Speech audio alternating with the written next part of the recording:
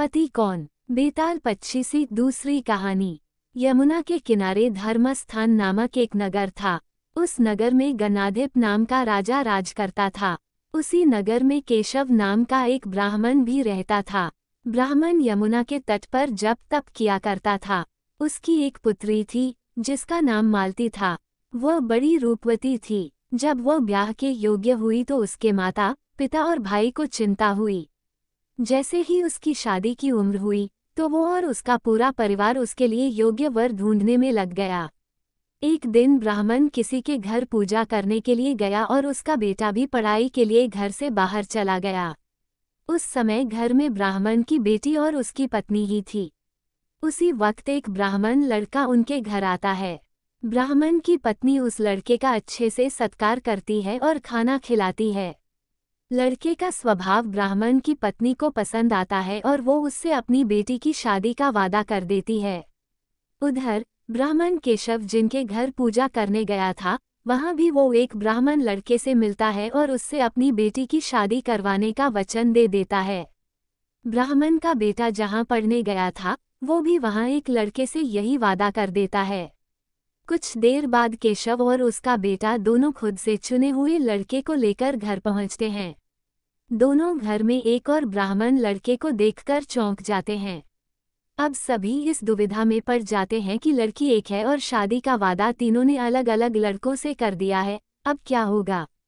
लड़की का विवाह किससे करवाएंगे? इसी दुविधा के बीच पड़ोसी उनके घर खबर लेकर आता है कि उनकी बेटी को मोहल्ले में ही सांप ने काट लिया है। भागा भागा पूरा परिवार और तीनों ब्राह्मण लड़के लड़की के पास पहुंचते हैं, लेकिन तब तक लड़की की मौत हो जाती है। ये देखकर तीनों लड़के दुखी हो जाते हैं। कुछ देर बाद लड़की का परिवार और तीनों ब्राह्मण मिलकर उसका अंतिम संस्कार करते हैं। लड़की के क्रियाकर्म के बाद एक ब्राह्मण लड़का उसकी हड्डियां अपने साथ लेकर जंगल चला जाता है और दूसरा उसकी राख को इकट्ठा करके पोटली में बांधकर उसी शमशान घाट में झोपड़ी बनाकर रहने लगता है। तीसरा शमशान घाट से निकलकर लड़की के गम में देश देश योगी बनकर घूमने लगता है। ऐसा होते होते कई साल गुजर गए। एक दिन अचानक योगी बनकर घूम रहा ब्राह्मण किसी तांत्रिक के घर पहुंच गया। ब्राह्मण को घर में देखकर तांत्रिक खुश हुआ और उसका सत्कार किया। तांत्रिक ने योगी से कुछ दिन अपने घर में ही रहने के लिए कहा। तांत्रिक की जिद देखकर योगी उनके घर में ही रुक गया। एक दिन तांत्रिक अपनी विद्या में बहुत लीन था और उसकी पत्नी सबके लिए खाना बना रही थी। उसी वक्त उनका बेटा रोने लगा और अपनी मां को परेशान करने लगा। तांत्रिक की पत्नी से उसे बहुत संभालने की कोशिश की, लेकिन वो नहीं माना। आखिर में तांत्रिक की पत्नी को इतना गुस्सा आया कि उसने अपने बच्चे की पिटाई कर दी और उसके बाद भी जब बच्चा चुप नहीं हुआ तो उसने उसे चूल्हे में डालकर जला दिया। ये सब देखकर योगी ब्राह्मण बहुत नाराज हुआ और बिना कुछ खाए ही अपनी पोटली लेकर उनके घर से जाने लगा। इतने में तांत्रिक आया और योगी से कहा, महाराज खाना तैयार है, आप इस तरह गुस्से में बिना खाए यहाँ से न जाएं। गुस्से में योगी ने कहा, मैं इस घर में एक मिनट भी नहीं रुक सकता। जहाँ ऐसी राक्षसी रहती हो वहाँ मैं कैसे कुछ खा सकता हूँ? इतना सुनते ही तांत्रिक झट से चूल्हे के पास जाता है और एक किताब से एक मंत्र पढ़कर अपने बेटे को जिंदा कर देता है। ये सब देखकर योगी हैरान रह जाता है। उसने सोचा कि अगर यह किताब मेरे हाथ लग जाए तो मैं अपनी पत्नी को भी जीवित कर सकता हूँ। योगी यह सोच ही रहा होता है कि उधर तांत्रिक बेटे को जीवित करने के बाद फिर से योगी से खाना खाने का आग्रह करता है। योगी खाना खाता है और वहीं रुक जाता है। अब योगी के दिमाग में बस यही चल रहा था कि बस वो किसी तरह से उस किताब को हासिल कर ले।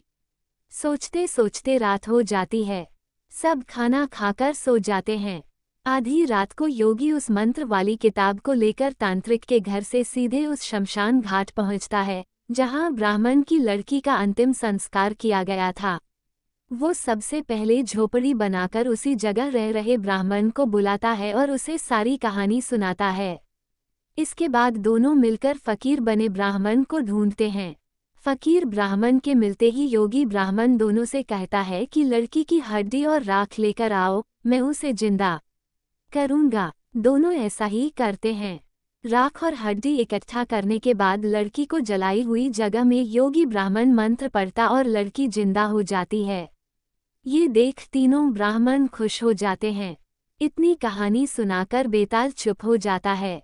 कुछ देर बाद वह राजा विक्रम से पूछता है, बताओ वह लड़की किसकी पत्नी हुई? विक्रमादित्य बेताल के दोबारा उड़ने के डर से जवाब नहीं देते। गुस्से में बेताल कहता है, देखो अगर तुम जवाब पता होते हुए भी नहीं दोगे तो तुम्हारा सर टुकड़े टुकड़े हो जाएगा, जल्दी से जवाब दो। इतना सुनते ही राजा बोलते हैं, जो ब्राह्मण शमशान में कुटिया बनाकर रह रहा था वो उसकी पत्नी हुई। बेताल पूछता है, कैसे? तब विक्रमादित्य जवाब देते हैं, जो हड्डी चुनकर फकीर बन गया वो उसका बेटा हुआ। जिसने तांत्रिक विद्या से उसे जीवित किया वो उसके पिता समान हुआ और जो उसकी राख के साथ जीवन जी रहा था वो ही उसका पति हुआ। जवाब सुनते ही बेताल ने कहा, राजन तुमने बिल्कुल सही उत्तर दिया है, लेकिन शर्त के मुताबिक तुम्हें मुंह नहीं खोलना था, इसलिए मैं दोबारा उड़ रहा हूँ। इतना कहकर बेताल दोबारा उड़कर शमशान में पेड़ पर जाकर लटक जाता है और राजा विक्रम उसे पकड़ने के लिए फिर से उसके पीछे भागने लगते हैं और फिर से पकड़कर लाते हैं। तब बेताल ये कहानी पुण्य किसका बेताल 25वीं तीसरी कहानी सुनाता है।